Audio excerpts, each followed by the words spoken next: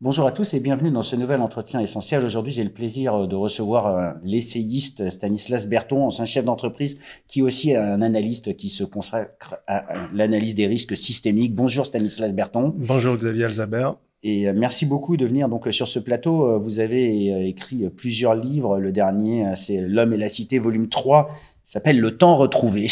Et dedans, il y avait des sujets qui m'ont vraiment intéressé, tant sur la désinformation que la place du mensonge, l'opposition contrôlée.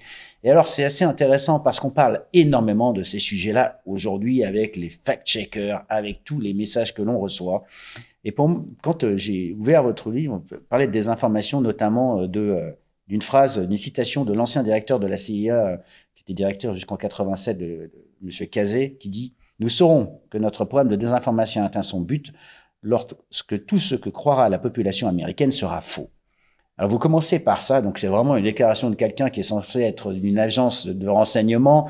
On est censé, dans une agence de renseignement, amener la vérité. Alors on sait qu'il y a eu quelques petits problèmes avec la fiole d'anthrax à l'ONU. En tout cas, pourquoi vous avez commencé en utilisant cette citation?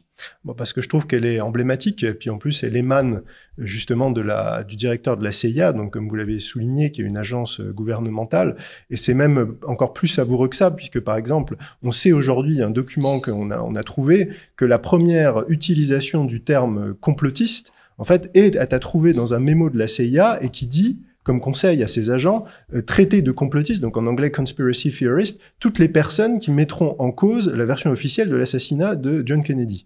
Donc vous voyez, on est en fait dans un système qui a érigé en fait la désinformation et la manipulation de la vérité et de l'opinion publique en fait au rang d'art, et cela depuis très longtemps. Alors, si jamais les agences on va dire, d'intelligence comme la CIA, le FBI, donc on l'a vu dernièrement avec les Twitter Files, utilisent la désinformation ou la manipulation de l'information ou une divulgation d'une information partielle, mais ils font ça dans quel but? Alors moi, c'est ce que j'explique dans ce livre et dans ceux que j'ai publiés avant. C'est-à-dire pour moi, en fait, les services de renseignement sont en fait les bras armés de ce que j'appelle le pouvoir mondialiste, alors qu'on peut appeler aussi l'État profond. C'est-à-dire qu'en fait, il y a un réseau de pouvoir parallèle, une hiérarchie de pouvoir parallèle. Et en fait, ces services de renseignement ne sont pas au service de la population comme ils l'affirment, mais en fait sont au service de ce pouvoir. Et en fait, la désinformation sert en fait à manipuler l'opinion publique et à l'orienter en fait dans la direction souhaitée par ce pouvoir parallèle. Mais alors moi qui suis, on va dire, candide, crédule, quand j'entends une information aujourd'hui, comment puis-je, on va dire, identifier le vrai du faux? Alors ça, c'est une excellente question parce que en fait, quand on étudie ces sujets-là, on voit qu'en fait, ça fait système. C'est-à-dire que c'est pas juste des éléments isolés. C'est-à-dire c'est un travail commun entre le pouvoir politique, les agences de renseignement, les GAFA, les grands médias. Je vais donner un exemple puisque vous m'aviez reçu il y a l'année dernière, en fin d'année dernière, pour parler de l'affaire Biden, du rapport sur le fils Biden. Et là, en fait, on a un cas d'école qui est absolument formidable, puisqu'on a le fils de Joe Biden, donc Hunter Biden, qui commet tous les crimes qu'on peut imaginer, alors crimes de corruption, crimes sexuels, trafic de drogue. Et donc ça, ces éléments arrivent dans un ordinateur portable. L'ordinateur portable est, arrive entre les mains du FBI. Alors, ce qui est fascinant, c'est qu'on voit toute la succession de la désinformation. Le FBI se refile la patate chaude, personne ne veut inculper. Ensuite, il y a les services de renseignement qui montent au créneau en disant « mais c'est une désinformation des Russes pour nuire au président, enfin au vice-président à l'époque via son fils ». On a les GAFA qui vont jusqu'à censurer, on a la preuve, hein, qui vont censurer, que ce soit Facebook ou Twitter, tous les articles ou tous les posts qui concernent ce sujet, qui concernent cet ordinateur et son contenu. Et quand le rapport sort, un rapport qui faisait 600 pages et qui recensait plus de 459 crimes, je crois, eh bien là encore, c'est censuré par les grands médias qui n'en parlent pas, alors que ça fait la une des canaux alternatifs. Et donc ça, moi, je l'ai vécu. J'ai été lanceur d'alerte sur ce sujet. Je suis passé chez votre confrère André Berkoff, je suis passé chez vous. Pendant 3 semaines, j'étais le seul à parler de ce sujet en France, qui était pourtant un sujet majeur. Donc il y a une vraie capacité, on voit toute la chaîne qui se déploie pour étouffer une information sensible. Alors dernièrement, il y a eu une affaire plus récente, l'affaire de Nord Stream, puisque tout au début, Nord Stream, de suite, on a accusé les Russes de s'être auto-sabotés.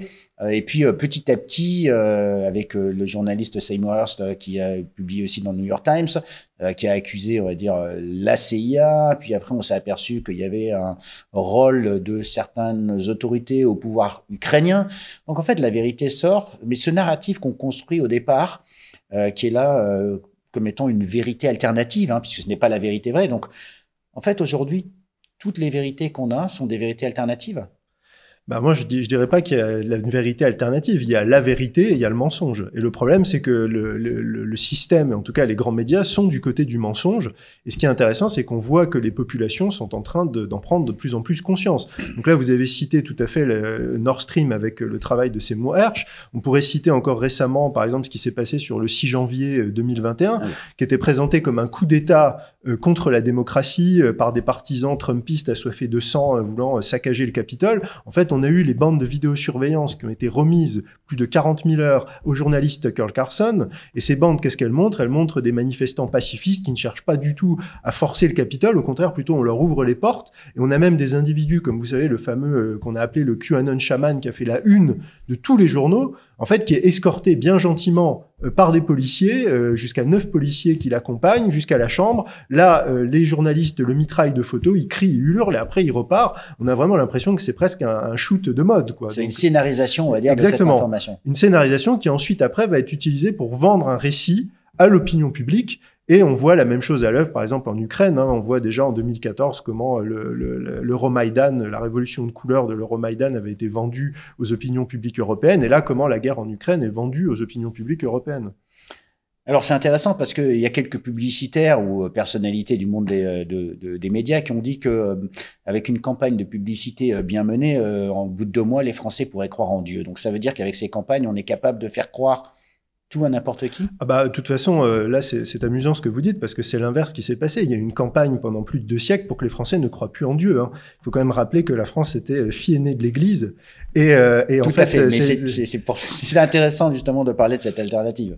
Donc voilà, mais c'est tout à fait. Mais on sait de toute façon, c'est ce que j'explique dans mon livre. Il y a ce pouvoir profond mondialiste et le spécialiste de l'ingénierie sociale. L'ingénierie sociale est une science qui a été inventée par, notamment, il y a la Société Fabienne, la London School of Economics, l'Institut Tavistock, donc à Londres. Donc ce sont des structures qui ont inventé la science de l'ingénierie sociale. La science de l'ingénierie sociale, c'est la manipulation furtive des attitudes et des comportements.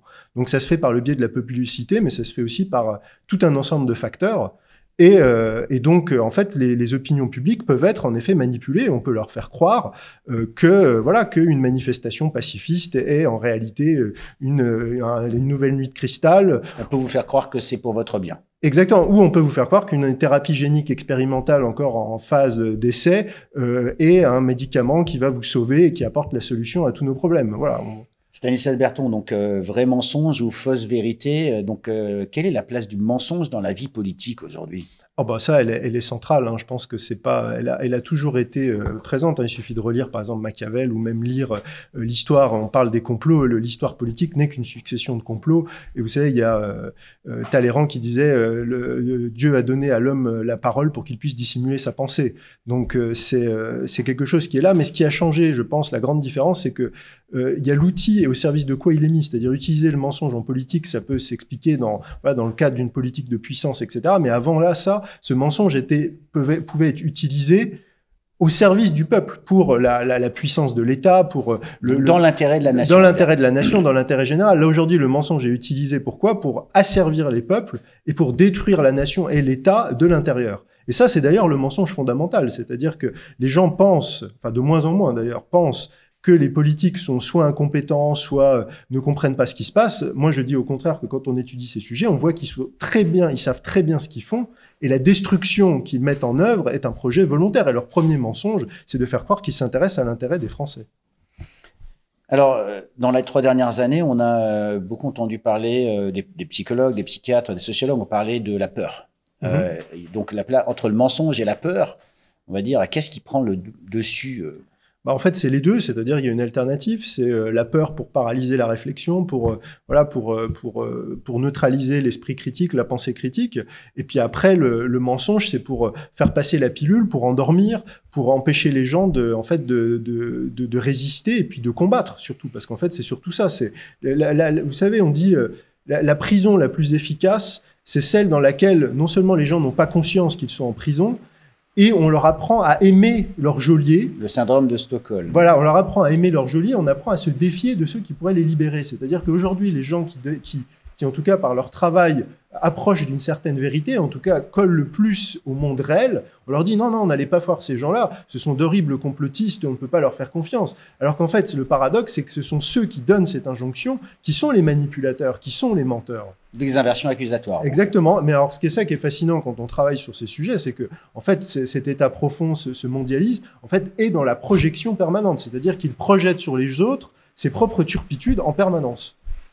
Alors donc c'est comme ça qu'on en arrive à ce que certaines personnes vont se faire vacciner pour pouvoir aller au restaurant?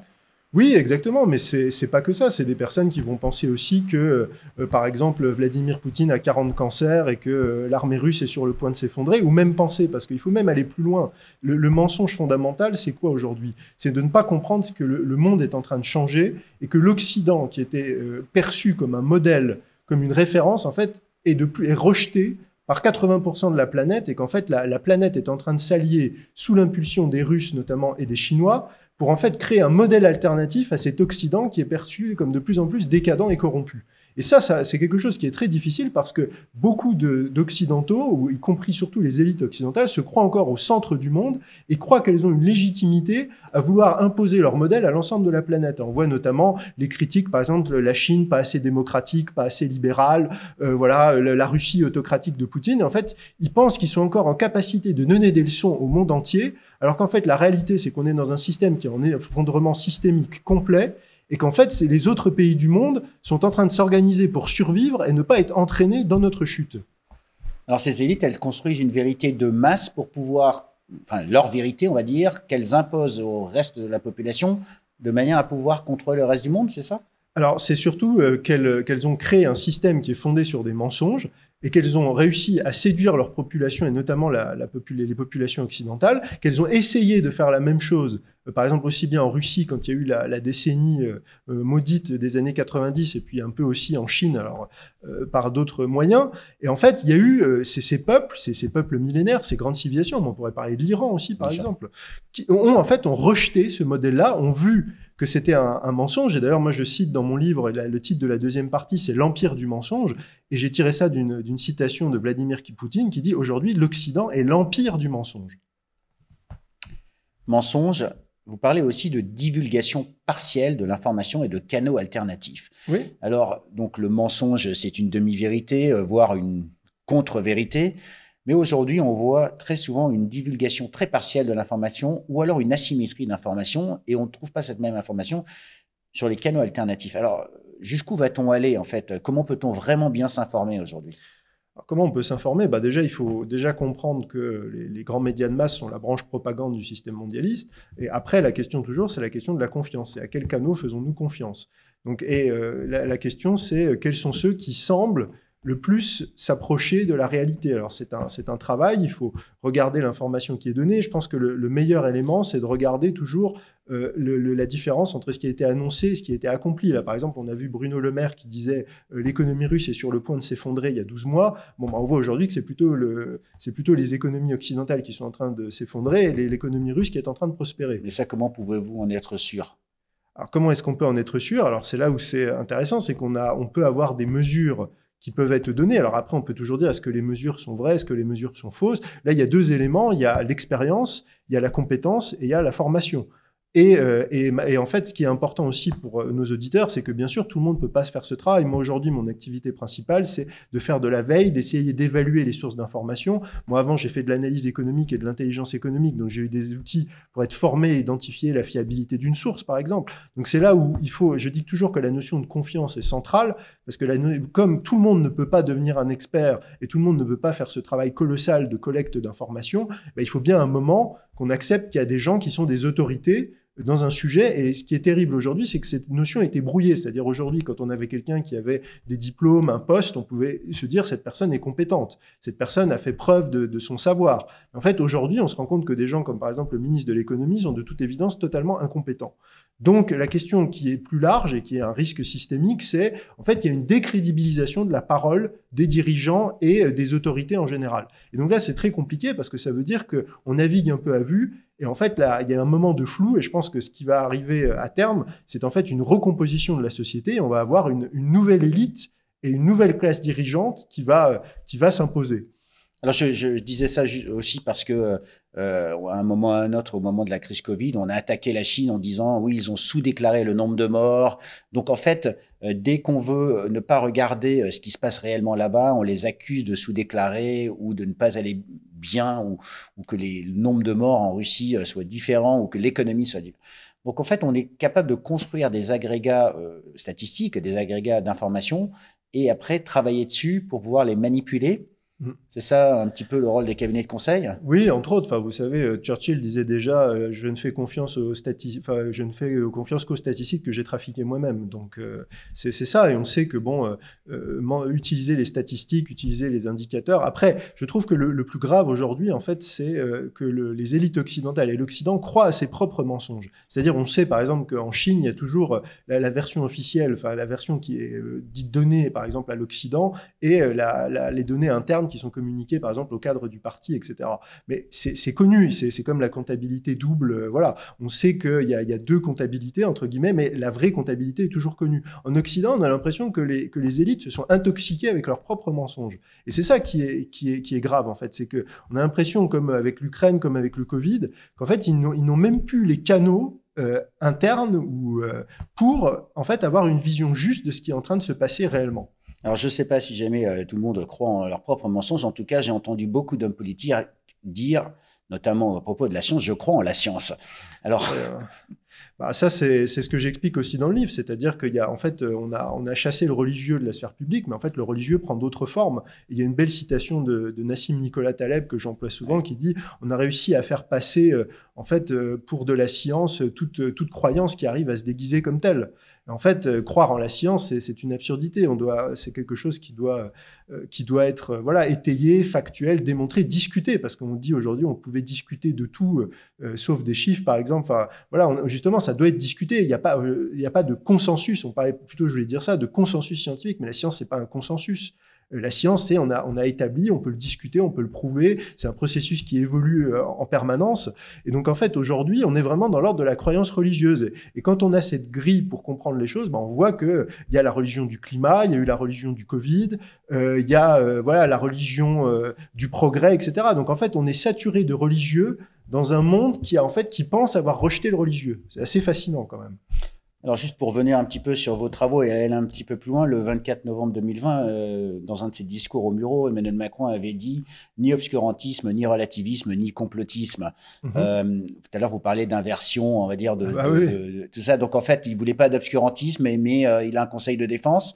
Il ne voulait pas de relativisme, mais quelque part, on ne sait plus quelle est la vérité. Et du coup, on est tous complotistes. C'est ça, non, mais c'est ce qu'on disait tout à l'heure, c'est la projection permanente, c'est-à-dire on est dans l'obscurantisme, parce que je rappelle quand même qu'on a fait se faire vacciner des gens, on a suspendu des soignants pour des motifs qui apparaissent aujourd'hui de plus en plus faux, ou en tout cas même criminels.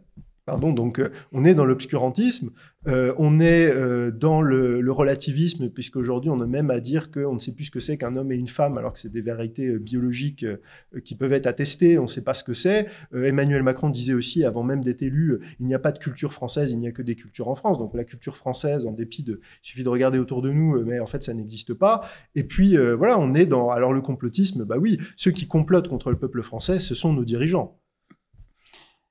Alors, si nos dirigeants complotent contre le peuple français, on n'est pas sorti de l'auberge.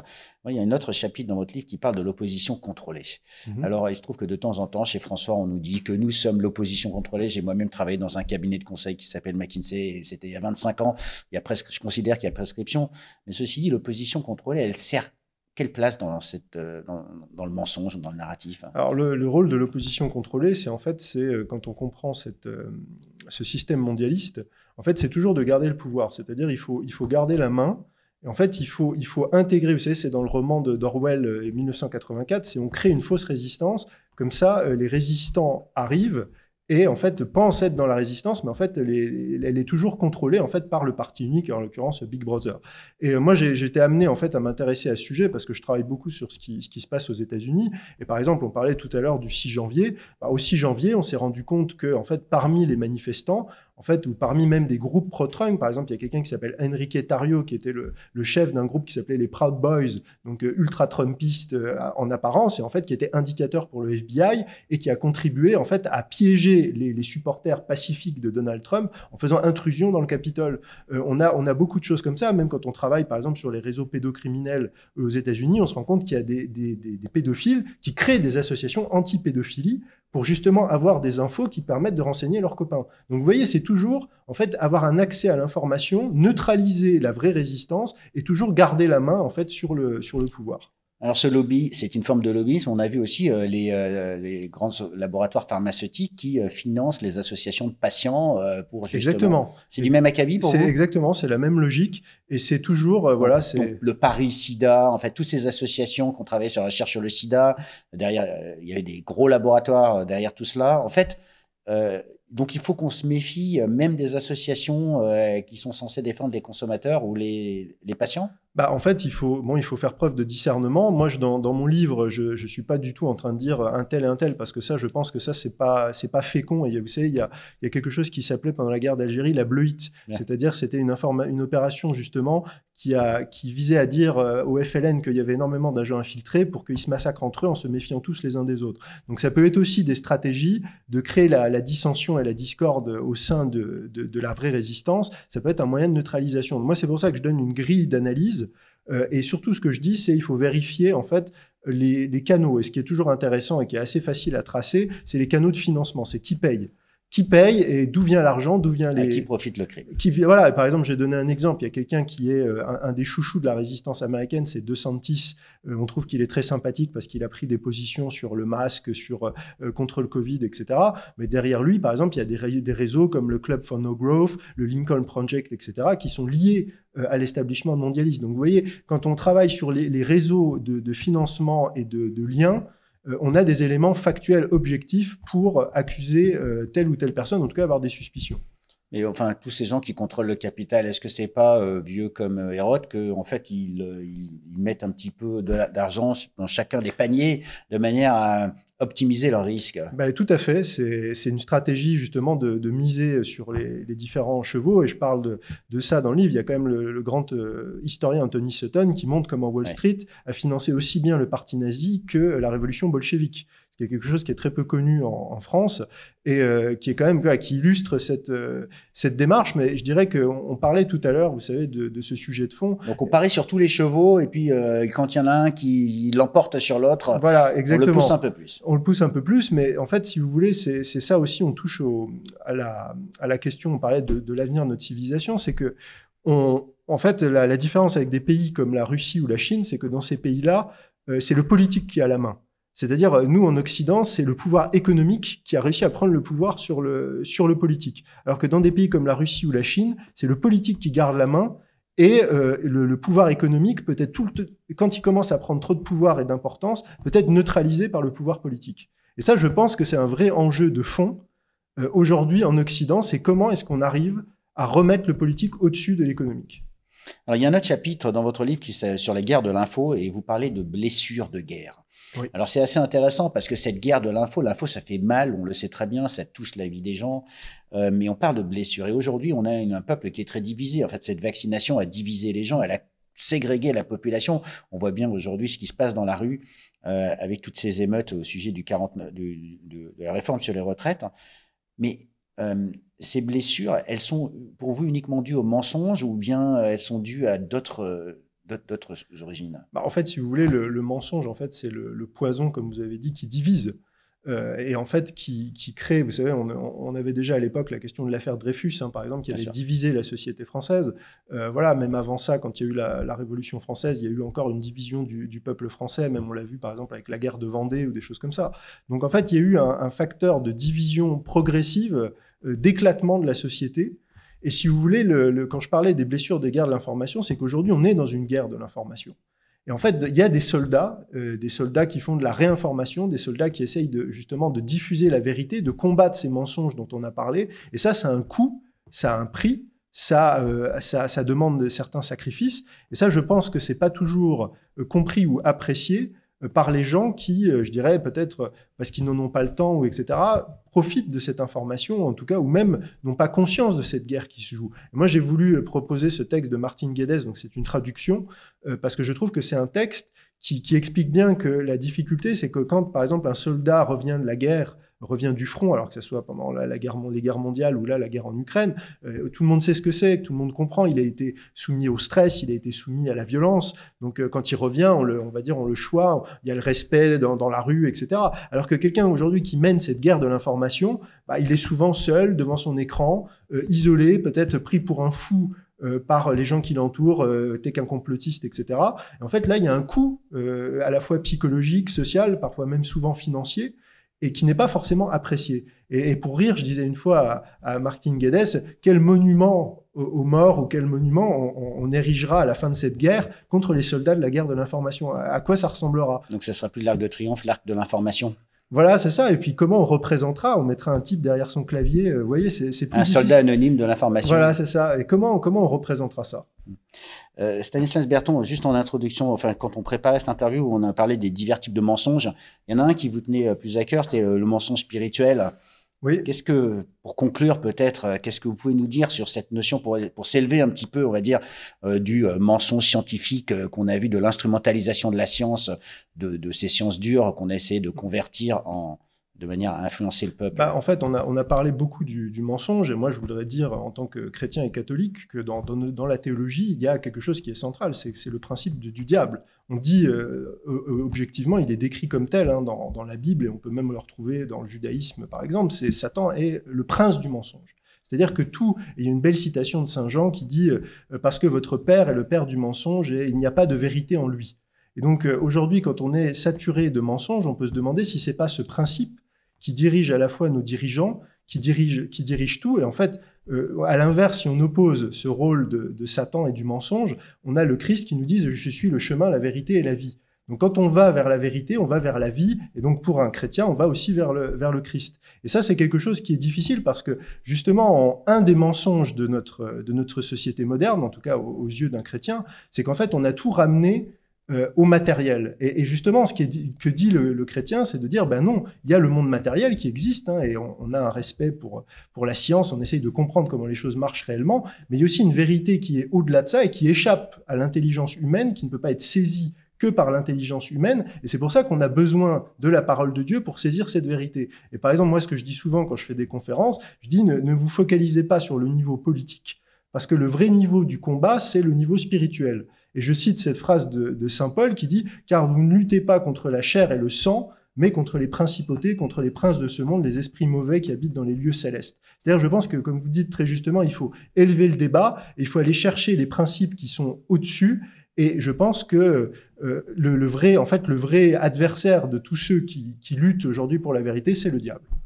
Alors c'est le diable, donc vous dites un peu plus de spiritualité, donc plutôt que de on va dire vouer au dieu dollar, il faut peut-être se vouer à d'autres dieux. Aux fausses idoles, parce qu'aujourd'hui justement les gens sont face à des idoles et des idoles qui les trompent, et ça c'est vieux comme le monde, et comme dit l'Ecclésiaste, il n'y a rien de neuf sous le soleil. On voyait déjà les Hébreux qui adoraient le veau d'or et qui se faisaient tancer par Moïse, donc détournons-nous des idoles. Alors, ce n'est pas la consommation ou consommer qui rend heureux, malgré le fait que de temps en temps, le shopping, apparemment, ça fait du bien quand on en a mal. C'est ça. Écoutez, merci beaucoup Stanislas Berton. Donc, on rappelle le 3e volume de L'Homme et la Cité, Le Temps retrouvé. On a fait un petit détour sur pas mal de sujets, la désinformation, l'opposition contrôlée, la guerre de l'info et ses blessures, et surtout le mensonge qui est aujourd'hui accepté comme étant une vérité de groupe, qui n'est peut-être plus la vérité vraie. En tout cas, un gros challenge et un gros débat pour nos hommes politiques, de manière à savoir exactement quelle vérité donner et quelle vérité accepter pour les Français. Exactement. Écoutez, merci. Et je tiens à préciser aussi pour les auditeurs qu'on peut tout à fait lire mes essais dans le désordre. C'est-à-dire là, c'est le volume 3. On peut commencer par le 3, le 2, le 1. Voilà, pas obligé de les lire dans l'ordre. Tout à fait. L'ordre étant qu'un arrangement conventionnel pour qu'on puisse se rappeler des choses. Exactement. Merci beaucoup. Merci à tous de nous avoir suivis sur François. Merci à Stanislas d'être venu sur ce plateau. On rappelle, c'est une information loyale qu'on essaye de donner chez François, donc on essaye de s'approcher de cette vérité, pas forcément la vérité de groupe, celle qui parfois dérange. D'ailleurs, pour ça qu'on s'est fait parfois traiter de complotiste. En tout cas, c'est grâce à vous qu'on peut survivre. Et donc ça, c'est une vérité. C'est grâce à vous, les lecteurs, et continuez à nous aider, à nous soutenir, de manière à ce qu'on puisse vous amener ce genre d'interview et se poser toutes les questions qu'ils doivent être posées. Merci beaucoup et bonne journée.